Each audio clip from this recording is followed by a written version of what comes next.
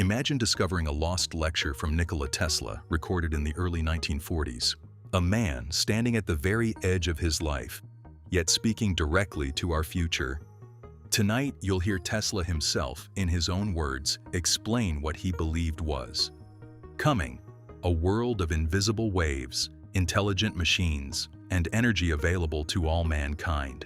As you watch, remember, when Tesla speaks of wireless communication, automatons, or world systems, we know them today by very different names. If you love Tesla, science, and the history of ideas that shaped our present, subscribe to this channel and stay with us to the end. You're about to hear a vision of the future that turned out to be shockingly accurate.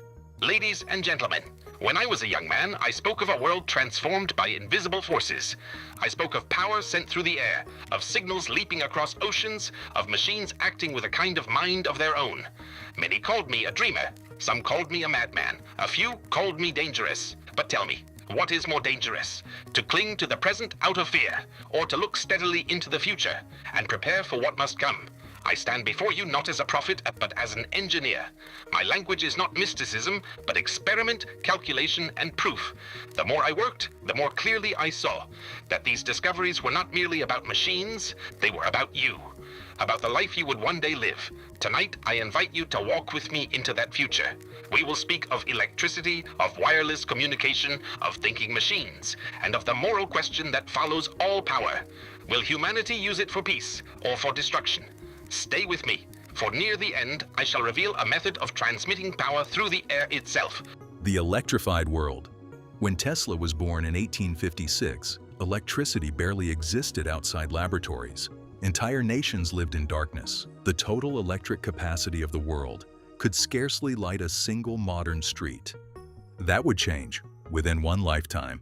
When I was born, the world measured electric power in curiosities. Before I was an old man, we spoke in millions of horsepower.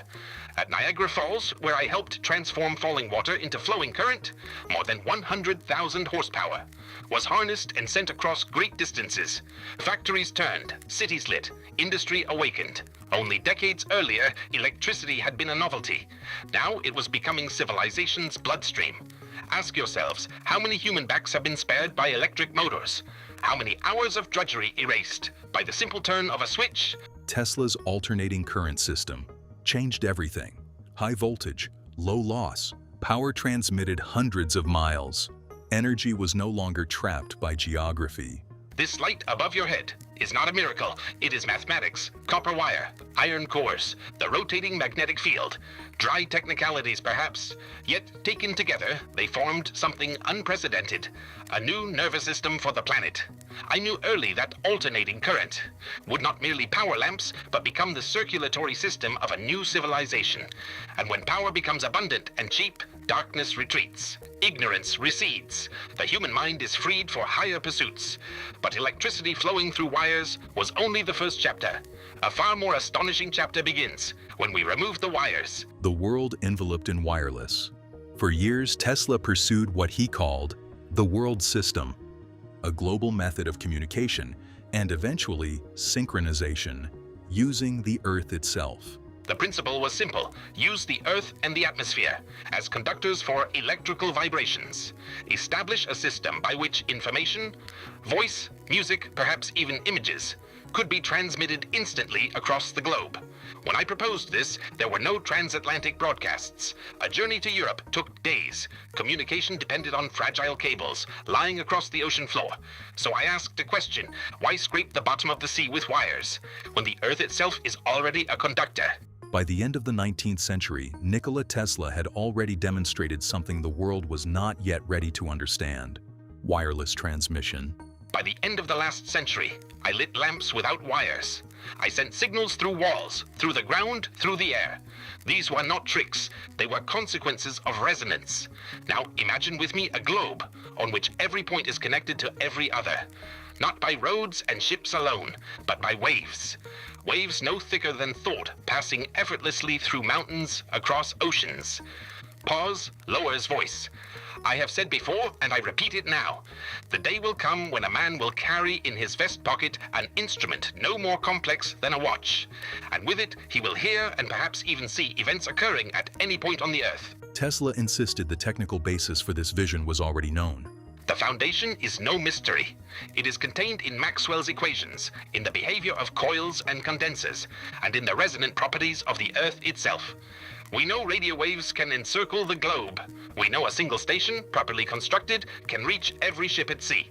My world system is merely the logical extension of what we already observe in the laboratory. Once you admit that a signal can span the Earth, only engineering questions remain. How many stations? At what power?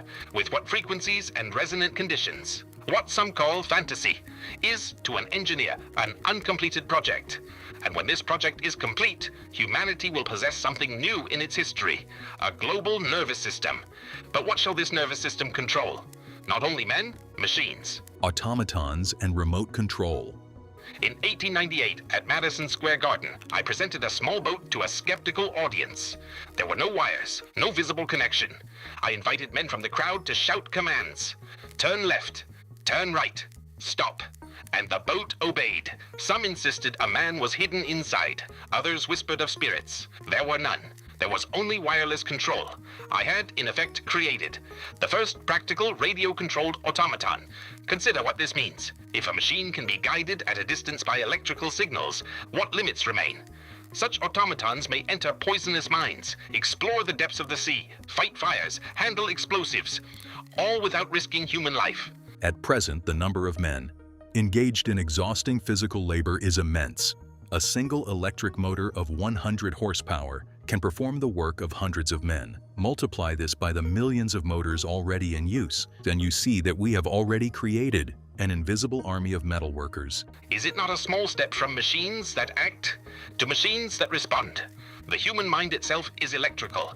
If an automaton can receive signals, compare patterns, and choose an action, have we not given it a primitive mechanical will? Do not misunderstand me. I do not speak of souls in machines, but of logic made active by electricity. One day, such automatons will adapt, navigate, and judge. Then we must ask, does this cast mankind into idleness, or free it for higher pursuits? Tesla believed the answer depended not on machines, but on people. Energy for all. From my earliest years, I have been haunted by a vision, a world in which energy flows as freely and naturally as the air we breathe. Niagara Falls was only the beginning. From a single waterfall, we draw enough power to light cities and drive industry. Now, multiply Niagara by every river and rushing stream on Earth. Already, hydroelectric power supplies a significant share of human energy. But beyond water lies the sun. The winds, the rivers, even the coal in the ground are merely transformed sunlight. Men have not yet perfected the direct capture of this power, but they will. When that day comes, every home, every farm, every remote station may possess its own source of energy. When power is no longer bound to geography, poverty retreats, education spreads, conflict loses one of its primary causes. Make energy abundant and inexpensive, and you remove a great source of human suffering. Yet every advance cuts both ways. I have lived through great wars. I have seen science turn toward destruction. The same electricity that lights hospitals, guides weapons. The question is never what machines can do, but what men choose to do with them. Every invention opens two paths, one toward paradise and one toward ruin. Which we take depends not on our technology, but on our wisdom. Drawing the future together. Imagine awakening in a city of the future. Darkness is rare. Electric light answers the touch of a finger. Alternating current flows through networks spanning continents. Transformers hum quietly. Motors turn in factories, workshops, and homes. From a single great plant flows hundreds of thousands, perhaps millions, of horsepower. A silent army of mechanical giants laboring day and night. Distance has lost its power. Wireless stations send signals that encircle the globe. In homes, perhaps even in pockets, small instruments respond instantly. A man speaks, and his voice is heard across oceans. Messages travel without paper. Images move without brush or ink. If this seems fanciful, remember, even today, ships at sea receive instructions from thousands of miles away. In the streets, automatons are at work. They carry burdens, clean streets, and perform tasks too dangerous for human hands. Used wisely, these machines do not enslave mankind. They liberate it for education, for art, for the cultivation of the mind. Power flows from rivers, wind, and sun. Energy is no longer bound to geography. Old inequalities weaken, opportunity spreads. Is this certain? No, but it is possible. And possibility is the engineer's invitation. I have spent my life proving that.